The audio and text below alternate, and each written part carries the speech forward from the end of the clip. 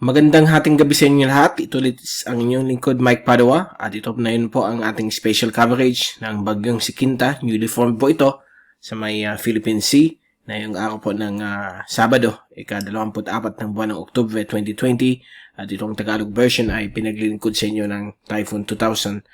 Umpisahan kaagad natin itong update since quick lang po itong video natin para hindi masyadong mahaba ang ating analysis.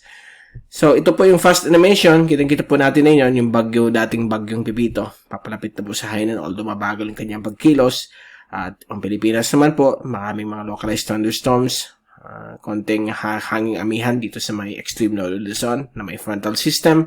At ito na po, yung panibagong bagyo, si Quinta. At slowly, nag-organized, although para palang sanggol itong bagyong ito. Patinasan pong lalakas po ito habang papalapit po sa ating bansa ayon po sa mga data po ng mga computer models. At ito po yung ating zoom in satellite animation para makita natin. Infrared po ito. So yan po, nag-build up po ang kanyang circulation ng mga thunderstorms. Yan po ang night vision satellite animation. At ito naman yung blue false color animation para makita niyo kung saan yung ulap nitong nagde-develop na bagyong si Quinta. So, ito po yung pang-17 bagyo na po sa Pilipinas na pumasok.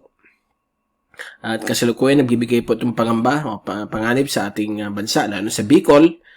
Dito po yung ating forecast kanina, update number o storm track number 001, galing sa advisory number 1 natin.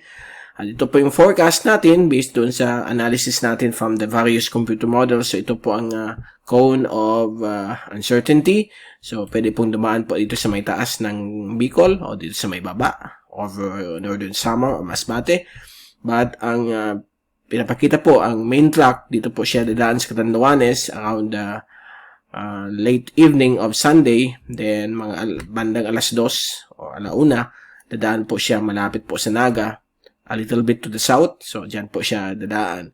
So, inaasahan po natin may mga malalakas pong mga ulan na mabiyang pabugso-bugsong hangin nasa 85 to 100 po. Hindi natin alisin possibility na posibleng magkaroon po ng rapid intensification habang palapit po sa Bicol kapag babagal po yung takbo. So, posibleng maging typhoon. But, based po sa forecast na yon ay bibilis po siya from 22 to 26 kph. At inaasahan po ito baka malimitahan ang kanyang pag-rapid intensification. Kaya nilagay lang natin 85 to 100. But may possibility na umabot ng 100 plus. So, babantayin po natin sa mga susunod na araw. That will be 2.5 days bago mag-landfall po. So, mag-iingat po tayong lahat. Please take all necessary precautions. At sana naman po, hindi naman po masyadong lesser po ang effects sa ating rayon.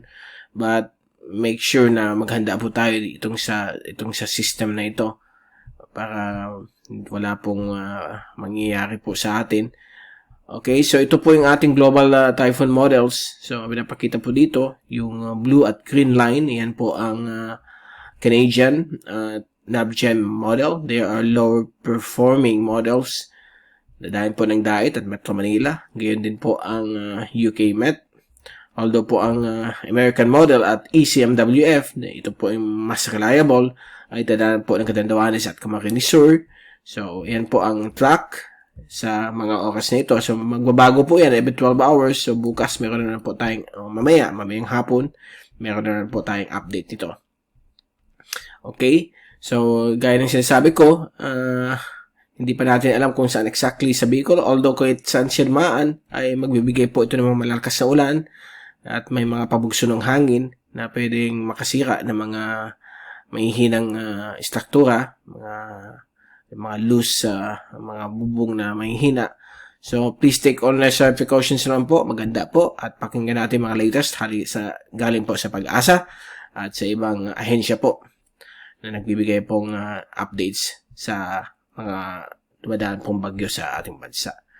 So, mula sa Typhoon 2000, ito si Mike pa nagpapaalam. Magandang gabi sa inyong lahat. Ingat po kayong lahat. Happy weekend to all. At maraming salamat po sa pagpanood nyo sa aking YouTube channel.